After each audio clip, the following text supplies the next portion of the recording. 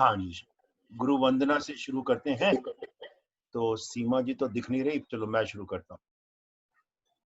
गुरुर्ब्रह्मा गुरुर्विष्णु गुरुर्देवो महेश्वरा गुरुर्साक्षात् परम ब्रह्मा तस्मै श्री गुरुवे नमः। ओम नमः प्रणवार्थ शुद्ध ज्ञानेकमूर्तये निर्मलाय प्रशांताय दक्षिणामूर्तये नमः।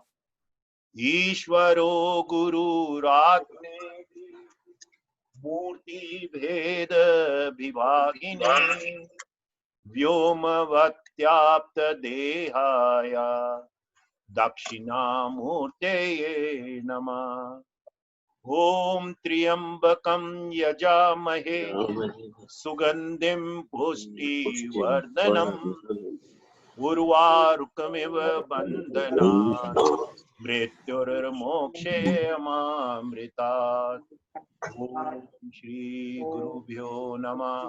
हरि ओम। तो ये अष्टावक्र गीता का चैप्टर 1 हमने कल खत्म किया था। तो चैप्टर 1 में जो आखिर में था बहुत ही सुंदर था।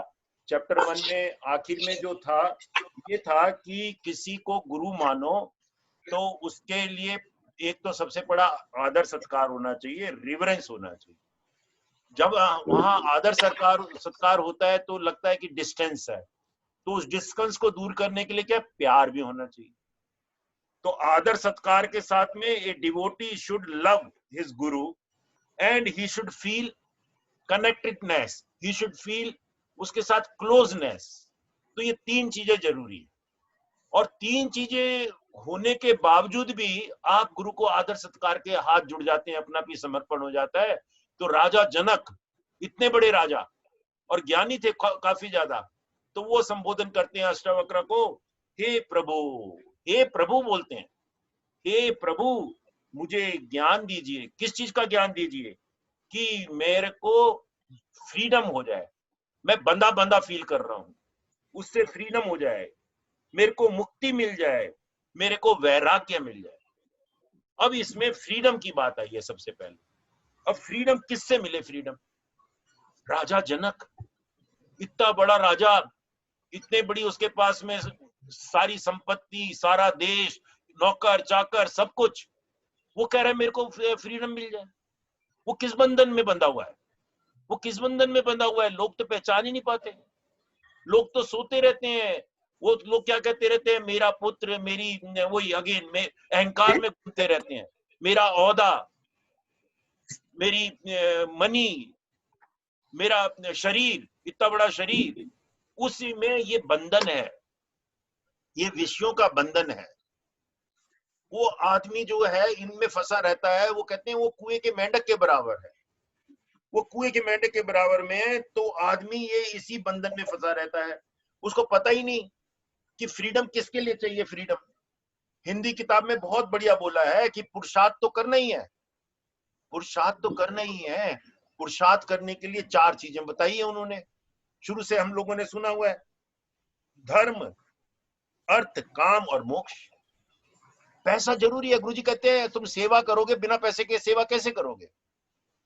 तो अर्थ तो जरूरी है, लेकिन धर्म के हिसाब से। सारी गीता में अर्जुन को खाली यही बताया, तीसरा जो बताया है कर्म, तू कर्म कर लेकिन धर्म के हिसाब से। वो कंफ्यूजन में था अपने गुरुओं के साथ, अपने कजिन ब्रदर के साथ में मैं लड़ूं, क्यों लड़ूं, किसके लिए लड़ूं, मेरे को कुछ नहीं चाहिए, मैं तो वैसे ही तृप्त हूं। उसने कहा धर्म के लिए लड़ना है, धर्म के लिए। जहां पे अधर्म हो रहा हो खड़ा हो जा। और वो भगवान कृष्ण ने बोल भी दिया उसमें, गीता में, भगवत गीता में, कि जब जब धर्म की हानि होगी तो मैं आ जाऊंगा। ऐसे हमारे गुरुदेव आ गए, धर्म की हानि हो रही है, इतना कुछ हो रहा है, तो वो अपना फिर जो हमारा सनातन धर्म है, जो हमारी वेद विद्या है, वो सारे संसार में पहुंचा रहे हैं। तो ये पुरुषार्थ करना जरूरी है, मनुष्य योनि में पुरुषार्थ करना जरूरी है। खाली ऐसा निठल्ले होके बैठ के ये ना कहो कि मेरे को मोक्ष मिल जाएगा, या ये निठल्ले होके भी ये ना कहो कि मैं चलो आश्रम में चला जाता हूँ, आश्रमाइट हो जाता हूँ, वहां जाके वो क्या भ्रांति दर्शन, या जंगल में चला जाता हूँ। तो ये पहले यहाँ पे इसीलिए बताया हिंदी की किताब में कि ये 4 चीज जरूर करनी है। और अष्टावक्र गीता कहते हैं ये व्यंगम मार्ग है। पहले हमने उसमें देखा था पतंजलि योग सूत्र में व्यंगम मार्ग, एक व्यंगम मार्ग होता है बंदर का, कभी इधर भागता है, कभी उधर भागता है, कभी आगे मांगता है, कभी पीछे मांगता है। एक पक्षी का मार्ग होता है, ऊपर से सीधा चला जाता है। तो हमारी स्पिरिचुअलिटी, सारी स्पिरिचुअलिटी और अष्टावक्र गीता पर्टिकुलरली कह रहे व्यंगम मार्ग है, आराम से नहीं समझ में आएगा। 4 स्टेप आगे जाओगे, 3 स्टेप पीछे आओगे, फिर आगे जाओगे। तो ये बड़ा युक्तियों से, और मूड व्यक्ति तो कहते हैं मूड व्यक्ति तो इसको सुन ही नहीं सकता। तो इसीलिए उन्होंने 4 वो पहले नियम बता दिए थे, क्वालिफिकेशन, स्पीच और बॉडी और माइंड। तो व्यंगम मार्ग में, और बंधन का कारण जो है ना, कहते हैं बंधन के कारण में ये ज्ञान की पिपासा जगती नहीं है। पशु पक्षियों को देख लो, पशु पक्षियों में इंटेलिजेंस नहीं है, ह्यूमन में इंटेलिजेंस है। और पशु पक्षियों में वही चारा खाते रहते हैं, वो वही चारा खाते रहते हैं, रोज गाय वही चारा लप लपा के खाती रहती है, उसी को चबाती रहती है, उसी को जुगाती रहती है। मनुष्य को तीसरे दिन दे दो वो व्यंजन जो उसका सबसे फेवरेट है, भाग जाएगा, कहेगा ये क्या कर रहे हो। अपनी वाइफ को कहेगा मेरे को आज बहुत अच्छा लगा है यार, आज का खाना बहुत बढ़िया बना है, ये पालक की सब्जी बहुत बढ़िया बनी है। उसने कहा वाइफ जरा वो हो गई, उसने कल को भी बना दी, परसों भी बना दी। कही क्या बना रही हो यार, तुम रोज ही ये पालक की सब्जी खिलाओगी मेरे को। वो आदमी जो है वो मानता नहीं है, वो उसमें फंस जाता है। तो ये जो है ना, ये बोर हो जाता है आदमी, वही चीज कर करके बोर हो जाता है, अपने पैटर्न में आ जाता है, पैटर्न में बंधन में आ जाता है। पैटर्न हमारा क्या है, सवेरे उठे, ऑफिस गए या फैक्ट्री गए, रात को आए, कुछ गपशप मारी, टीवी देखा और फिर सो गए, ये पैटर्न हो गया। अब पैटर्न से निकलने के लिए गुरुजी ने बताया सुदर्शन क्रिया कर, यार थोड़ा ध्यान कर, थोड़ा भजन कर, थोड़ा सत्संग कर, तो पैटर्न से निकलोगे, धीरे धीरे अंदर से ज्ञान की विपाशा निकलेगी, जब 8-7वें लेवल पे आप कनेक्टेड रहोगे। तो ये जो पैटर्न है, वो क्या पैटर्न क्या हो जाता है, जैसे कुएं में मेंढक, हम सोचते हैं यही दुनिया है हमारी, और उसी में हम तृप्त होते रहते हैं, उसी में हमको मजा आता रहता है। ये बहुत ही बढ़िया बताया।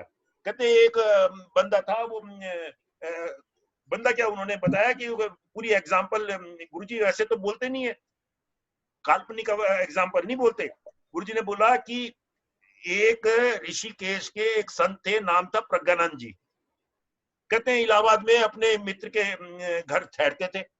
तो एक दिन इलाहाबाद में अपने मित्र के घर ठहरे थे, तो मित्र ने उनसे शिकायत करा, गुरु से तो सब शिकायत ही करते हैं, कंप्लेंट करते ही हैं। तो उन्होंने शिकायत करी कि भाई मेरे बेटे बेटियां, मेरा ये सब लोग ना मेरे को बड़ा तंग करते हैं, सारा काम मेरे को करना पड़ता है और मैं तो परेशान हूँ। तो कहते हैं उनके वो जो संत थे प्रज्ञानंद जी, वो ऋषिकेश के थे, उनका आश्रम था। तो उन्होंने उसको करुणा पे करके उसने कहा ऐसा करो, आप ना हमारे आश्रम में आ जाओ, खाने पीने की व्यवस्था हो जाएगी, रहने की भी व्यवस्था हो जाएगी, आप मेरे आश्रम में आ जाओ। तो इतना सुनने के बाद ही वो वृद्ध व्यक्ति बोलते हैं उनको, जो इलाहाबाद के थे, स्वामी जी क्या हमारा तुम घर बर्बाद कर रहे हो, मेरे पोते को कौन रखेगा, मेरे पोते को कौन रखेगा। अभी तो कंप्लेन कर रहे हैं बहू बेटी और पोते की, और उसी में उनको कह रहे हैं, समझता ही नहीं आदमी कि ये बंधन में फंस गया, पैटर्न में फंस गया। अरे यार इतना बढ़िया मौका मिल रहा है, वो कह रहे हैं तुम हमारे आश्रम में आ जाओ, मैं तुम्हारे यहाँ कितनी बार ठहरा हूं, वहीं पे तुम्हारी व्यवस्था हो जाएगी। तो कहते नहीं, तो पहचान ही नहीं करता आदमी, तो बंधन क्या है, बंधन क्या नहीं है, पहचान ही नहीं करता। तो ये जो है ना, तो ये क्वेश्चन प्रॉपर था, तो इसीलिए अष्टावक्र यहाँ पे बोलना शुरू हो गए। तो इंग्लिश की किताब किसके पास है, इंग्लिश की कौन पढ़ेगा, anybody please come forward. Hindi की तो वो पढ़ेंगी, हमारी सीमा गुप्ता जी आ गई, हिंदी की आप पढ़ दो चलो चाहे पहले, सीमा जी। सर मैं पढ़ लूंगी इंग्लिश की। हाँ इंग्लिश की आप पढ़ लेना, सीमा गुप्ता बोलिए। सीमा गुप्ता मैं बता रहा हूँ, पेज 16 निकालो, सारा नहीं पढ़ना, बाकी मैंने मेन बता दिया है। पेज 16 निकालो। हाँ जी। 16 में सेकंड पैरा, अष्टावक्र गीता। अच्छा ठीक है सर। हाँ। अष्टावक्र गीता ज्ञान का विहंगम मार्ग है जो विरलों के लिए ही है। जिनके जीवन में विवेक एवं मुक्ति की चाह होती है, यह गीता ज्ञान उन्हीं के लिए है। राजा जनक ऐसे ही सुपात्र शिष्य थे। अष्टावक्र को देखकर वे समझ गए कि यह ज्ञानी है, ब्रह्म ज्ञानी है। मैं अपनी जिज्ञासा इनके समक्ष रख सकता हूँ। कुछ प्रश्न सबके आगे नहीं नहीं जाते, और नहीं, कुछ प्रश्न सबसे पूछे नहीं जाते और पूछने पर कुछ हासिल भी नहीं होता है। विषय के जानकार से ही संपर्क साधना चाहिए। मात्र पोथी पढ़ पढ़कर ज्ञान बांटने वाले अनेक हैं, किंतु ज्ञानी वे हैं जिन्होंने ज्ञान को अनुभव किया है। वे स्वयं के अनुभव व अनुभूति से बात करते हैं। मूल व्यक्ति भी ऐसे ही ज्ञानियों को पहचान सकता है। मुक्ति की चाह तभी जागती है जब हम थक जाते हैं। जब भोग से मन भर जाता है, तब उससे छुटकारा चाहते हैं। पूर्ण रूप में जीवन जी लेने के बाद उससे राहत की खोज मन में उठती है। जीवन में सारे अनुभव एक व्यक्ति को प्राप्त हो, यह संभव नहीं है। दूसरों के अनुभवों से ज्ञान प्राप्त करने वाला ही बुद्धिमान है। मगर जन्मांतरों के संस्कारों का ज्ञान जागृत हो जाए तो यह बड़ी उपलब्धि है। यह इसी एक जन्म का जीवन नहीं है। अनेकानेक जन्मों से उन्हीं कार्य को हम दोहराते चले आ रहे हैं। यह थकान तो कई जन्मों की है। अतः अब शांत हो जाओ, चुप हो जाओ। यदि ज्ञान की ऐसी प्यास मनुष्य में जागती है तो वह बहुत सौभाग्य की बात है। प्राय राजा महाराजा विलासी होते हैं। यदि उनमें यह प्यास जागे तो उनका ऐसा सोचना बहुत प्रशंसनीय है। सामान्यतः धनी और उत्तराधिकारियों से घिरा व्यक्ति उसी में उलझकर जीवन व्यतीत कर देता है। वह अपने पुत्र पौत्र व प्रपौत्र के विषय में ही सोचता रहता है। सर और पढ़ना है? बस यहीं तक है, थैंक यू। हाँ जी, पढ़ो, इंग्लिश वाला पढ़ो। हाँ जी सर, हाँ जी, जय गुरुदेव। जय अष्टावक्र उवाच मुक्तिमि चषसि वेदात् विषयान् वित्यज्य क्षमार्जवदया सत्यम पीयूषवद भज। न पृथ्वी न जलम नाग्नि वायुर्द्योर्न वा भवान एषाम स दक्षिण मात्य मानम चिद्रूपम विद्धि मुक्तये। यदि देहम पृथक कृत्य चित्ति विश्राम में तिष्ठसि अध्युनैव सुखी शांतो बंध मुक्तो भविष्यसि। Ashtavakra started speaking because the question was proper, asked in the proper manner and at the right time, and Janaka is eligible to receive the answer. Janaka wanted freedom immediately. What restricted him? Why did he want freedom?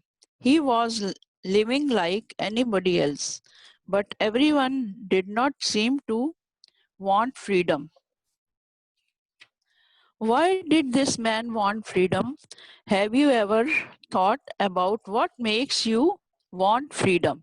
To someone who is sleeping, it does not matter whether he is in a prison or in a palace. One who is asleep does not even feel the bondage. Janaka had started feeling the bondage. That means he was already up and awake. What is this freedom? This is freedom from fixed pattern in life. One can go through these patterns infinite times without being aware of them. That is what all the animals do. They are not aware. They go on doing the same thing over and over again and they never get bored. The cows never get bored. They can go on chewing the same stuff every day. Frogs never get bored. They do the same thing over and over, but that is not the case with you. If you have the same porridge every day, you get bored. A dog or cow will never feel that way because it never loses the charm or joy in doing something. It goes on doing the same thing again and again. This is a blessing. Or you can take it as a curse or disguise that human being get bored during the same thing, doing the same thing. Although you get bored, you cannot get out of it. You are caught in that circle. This is bondage. No one wants freedom from joy, but everyone wants freedom from suffering. And what is suffering? The only suffering is rotating in that pattern, getting caught up in a pattern and being unable to come out of it. What restricts you or your freedom? What imposes a pattern on you? Just think about it. What is it? What creates problem for you? What bothers you? What restricts your freedom? Patterns of habit. They do not give any joy, only misery. Say you have a habit of drinking coffee in the morning. The coffee does not give you any joy or ecstasy. But if you don't drink it, you get a headache and don't feel good. And the whole day is topsy-turvy. This is bondage. You cannot be without coffee, but it does not give you any great joy or ecstasy. This is a habit. This is a pattern. Patterns do not bestow any blessings or joy on you. They don't bring heaven to you, but the lack thereof creates an aching sensation, like something is itching, and so one scratches it. The more one scratches, the greater is the itch. And then the itching gives some sort of joy, some sort of relief, and you cannot call it joy, but a relief. That relief make it even worse. It creates more itching and more scratching. Beautiful Mukti beautiful beautiful, बहुत ही michasi सुंदर. बस chetana. बस बस बस यहीं तक है बे, यहीं तक है. मोर स्क्रैचिंग तक ही है आज का. हाँ, ब्यूटीफुल, बहुत सुंदर. हाँ जी, anybody wants to have any comment on this? कोई प्रश्न, कोई कमेंट? अभी जो अष्टावक्र ने बोला है उसकी तो चर्चा गुरुजी ने करी ही नहीं है, वो आएगी चर्चा. लेकिन अभी तो गुरुजी बता रहे हैं कि पैटर्न कौन सा है, बंधन कौन सा है, क्यों फंसे रहते हो आप, दिनचर्या में ही फंसे रहते हो, उससे बाहर ही नहीं निकलते हो, उसी को सारा संसार समझ लेते हैं. बहुत ही बढ़िया एग्जाम्पल हिंदी में दिया है कि ये अक्सर हमारी एज के लोगों में होता है, जो रिटायर हो गए, अब घर में हैं, बाई चांस घर में बच्चे हैं, बच्चों के बच्चे हैं, और बच्चों के बच्चों में, और वो होता ही है क्योंकि बच्चों की जिंदगी बड़ी फास्ट है, आप उनका लाइफस्टाइल एक्सेप्ट नहीं कर सकते, तो तू मैं वो तो होती ही है, कुछ ना कुछ होता ही है. और वो सारा का सारा पेन जो है, क्योंकि आपकी बर्दाश्त करने की सहन शक्ति ज्यादा होती है बुजुर्ग लोगों की, तो आप बर्दाश्त करते रहते हो, और बर्दाश्त करते करते उस पैटर्न में ही रस आने लगता है आपको. नहीं, मेरा पोता, मेरी पोती, मेरा ये, मेरा वो. तो गुरुजी ने इतनी बढ़िया एग्जाम्पल दी कि वो स्वामी जी ने उनको बोला, लाइव एग्जाम्पल है कि भाई तू इतना कष्ट में है, तेरा सारा दिन तेरे बेटे बहू तेरे को दुत्कारते रहते हैं, तेरे को सारा काम तेरे से करवाते हैं, बच्चे को तेरे को स्कूल ले जाना पड़ता है, ये करना पड़ता है, सब कुछ करना पड़ता है, तू निकल जा इससे, आजा मेरे पास आश्रम है, आश्रम में तू आजा, तेरा स्वागत है, सारी व्यवस्था मैं कर दूंगा. कहते नहीं नहीं नहीं, मेरे बच्चे का क्या हो. फंस गए ना. अब पशु पक्षी को देखो, जिस दिन वो उड़ना शुरू करते हैं, जिस दिन बच्चे दौड़ना शुरू कर देते हैं, उस दिन वो उनको छोड़ देते हैं. हमने पकड़ के रखा हुआ है. सबसे बड़ा बंधन का कारण यही है. सबसे बड़ा बंधन का कारण हमारे लोगों में यही है. इसको आप चाहे संस्कार कह लो, कि मैं रहूंगी तो मेरे बच्चे को संस्कार हो जाएगा। हाँ अच्छा है, रहना चाहिए, लेकिन ये नहीं अपनी टर्म्स एंड कंडीशन पे रहो। आपका अपना घर भी है, उनके यहाँ जाओ, महीने 2 महीने 4 महीने जाओ, कोई प्रॉब्लम नहीं। लेकिन उस पे डिपेंडेंट हो गए, लाचार हो गए, तो आपकी जीवन क्या हो गया? आप कम से कम अपनी मन मर्जी से, मैं कहूँ नहीं मैं तो आश्रम जाऊंगा हफ्ते के लिए, मैं अपने बच्चे को तू संभाल। आप बंधन में बन गए, अपनी साधना के लिए भी आपको टाइम नहीं है। कि तू सारी रिस्पॉन्सिबिलिटी ले, मेरे पास जब टाइम होगा तेरे बच्चे को संभालूंगा। कर अपना पी, करते हैं, लेकिन हम फंस जाते हैं बंधन में। सबसे बड़ा बंधन जो मनुष्य में, हम लोगों में, इंडियंस में ये है,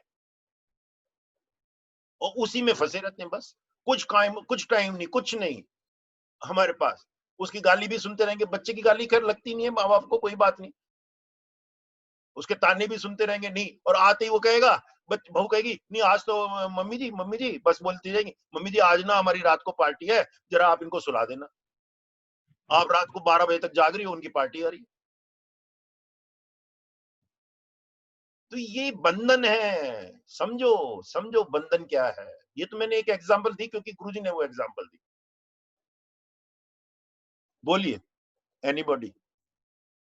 और वो राजा देखो, इतना बड़ा राजा, वो डिटैच होना चाहता है, वैरागी होना चाहता है, सब कुछ है उसके पास। हाँ बोलिए। जी जय गुरुदेव। हाँ जय गुरुदेव। हाँ, मेरा प्रश्न इसी से मिलता जुलता है। जैसे आपने हम लोग जैसे अभी गृहस्थ में हैं, गृहस्थ आश्रम में हैं अभी, बच्चे मेरी तो बिटिया बिल्कुल 12 साल की है अभी। तो हम कर्तव्य में और बंधन में क्या क्या अंतर है इन दोनों में, देखो कैसे हम ऐसा है, समझें? हाँ इसमें गुरुजी ने बोला है, इसमें गुरुजी ने बोला है मध्य मार्ग। मध्य मार्ग, कोई भी एक्सट्रीम हमको नहीं लेना चाहिए। एक तो पहले अगर आपका बच्चा है, आपका बच्चा है, बच्चे का बच्चा नहीं है, आपका बच्चा है, तो आपका बच्चा है तो आपके बच्चे के लिए आपकी पूरी जिम्मेवारी है। तो आपके बच्चे की जिम्मेवारी आपको उठानी है, जब तक कि वो कम से कम कॉलेज में ना चला जाए, जब तक कि कम से कम वो या नौकरी ना शुरू कर दे। जिस दिन उसने नौकरी शुरू कर दी, आप छोड़ दो, उड़ गया तू भैया। रहना चाहता है तो रह, नहीं रहना चाहता तो मर्जी है तेरी। सब अपने अपना नसीब लेके आते हैं। आपने उसको पाल पोस करके नौकरी तक पहुंचा दिया या व्यापार में लगा दिया, खत्म।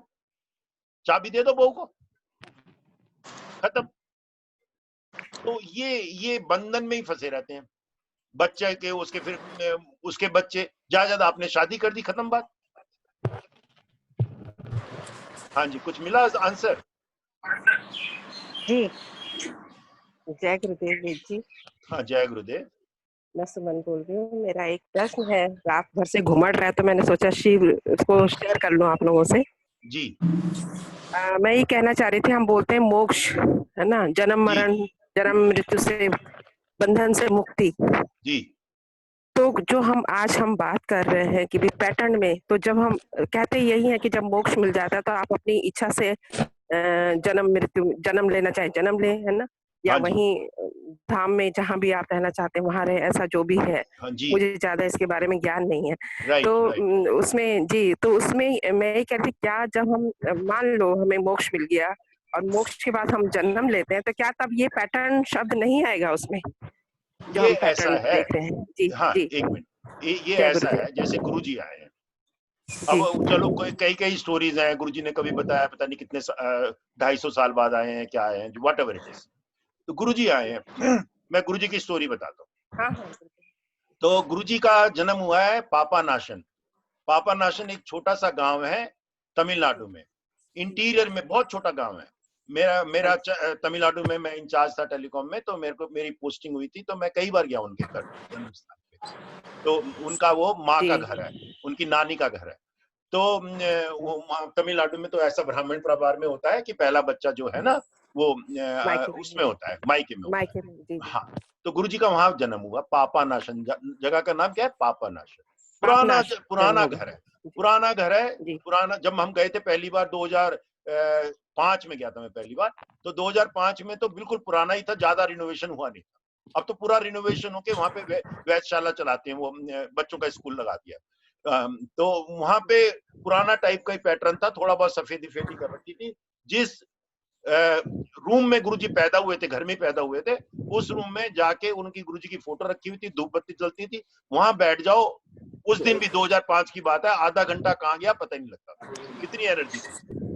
तो वो पुराना पैटर्न था, चारों तरफ कमरे होते थे, पीछे की तरफ बाथरूम होता था और बीच में एक खुला आंगन होता था। खुले आंगन में बीच में एक तुलसी का पौधा था, अभी भी लगा हुआ था, उस टाइम भी लगा हुआ था। वो पुराने पैटर्न का घर ऐसा बना होता था। तो उस तुलसी के पेड़ में उनकी माँ जो विशालक्ष्मी जी हैं, वो माँ उनके वहां पे तुलसी में पौधे में जल देती थी रोज। तो कहते हैं, अब गुरुजी की, अब ये बात सुनो, ये बात जो है ना, मैंने किसी बड़े उससे क्लोज आदमी से सुनी है। गुरुजी के साथ भी मैं उनके घर पे गया हूँ, बाई चांस ऐसा मौका मिला है कि मैं, क्योंकि गवर्नमेंट ऑफ इंडिया में था, तो गुरुजी का सत्संग वत्संग कहीं पे मंदिरों में होता तो मैं परमिशन लेकर आता था। तो एनीहाउ व्हाटएवर इट इज, तो वहां पे गुरुजी के साथ भी गए, वो तो लंबी कहानी हो जाएगी, तो ये छोटी सी सुनो कहानी। तो वहां पे वो एक दिन गुरुजी की अम्मा, उसको अम्मा बोलते हैं गुरुजी, अम्मा उसकी तुलसी के पेड़ की, पौधे की परिक्रमा कर रही थी। सब सवेरे सवेरे सब करते ही हैं परिक्रमा, जिनके संस्कारिक होते हैं, तो परिक्रमा कर रही थी और उसमें जल अर्पण कर रही थी। तो अब वो गुरुजी बोला कि एक दिन वो कर रही थी और मैंने देखा अम्मा परिक्रमा कर रही है, और मैंने डिसाइड किया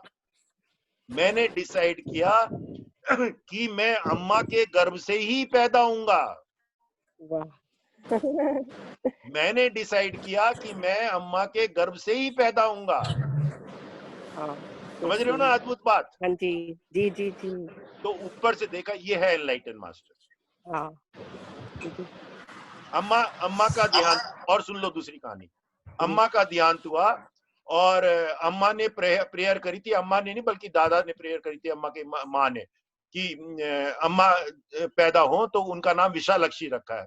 विशालक्षी एक मंदिर है बनारस में, बनारस में जो अपना शिव जी का मंदिर है, उसके साथ में ही 3-4 किलोमीटर है। अगली बार बनारस जाओ, वो मंदिर भी देखना चाहिए। वो साउथ इंडियन मंदिर है, साउथ इंडियन जितने भी जाते हैं उस मंदिर में पूजा करते हैं। तो अम्मा के मदर फादर ने वहां प्रेयर करी थी कि हमारी बच्ची हो, और उसीलिए उनका नाम विशालक्षी रखा था। और गुरुजी, जब अम्मा का देहांत हुआ, गुरुजी को पता था अम्मा का देहांत होने वाला है, लेकिन उन दिन उनका बनारस में एक प्रोग्राम था। कॉन्सिडेंस की बात सुनो, बनारस में प्रोग्राम था, गुरुजी बनारस चले गए, अम्मा का देहांत होना है, लेकिन उनको पता है सब कुछ, तो उन्होंने शरीर छोड़ना है, वो बनारस चले गए। बनारस जाके उसी विशालक्षी मंदिर में पूजा कर रहे हैं, उसी विशालक्षी मंदिर में पूजा कर रहे हैं, तभी मैसेज उनके पास आता है कि अम्मा नो मोर, अम्मा नो मोर। और गुरुजी वो पूजा करके, देखो ये कितनी एनलाइटन मास्टर की होती है, अम्मा से उनको प्यारा कोई नहीं था। बड़ी स्टोरीज है। तो हाँ, फिर गुरुजी कहते हैं बस थोड़ी देर वहां ध्यान में बैठे, और शाम को वहां विशालक्षी, उधर बनारस में सत्संग था, महासत्संग में गए। बस 3-4 लोगों को ही पता था, किसी को बताया ही नहीं कि अम्मा नो मोर। महासत्संग हुआ। अगले दिन यहाँ पे जेसी गुप्ता है, कई लोग जानते होंगे, स्वामी नगर में, पूर्णिमा उनकी वाइफ है।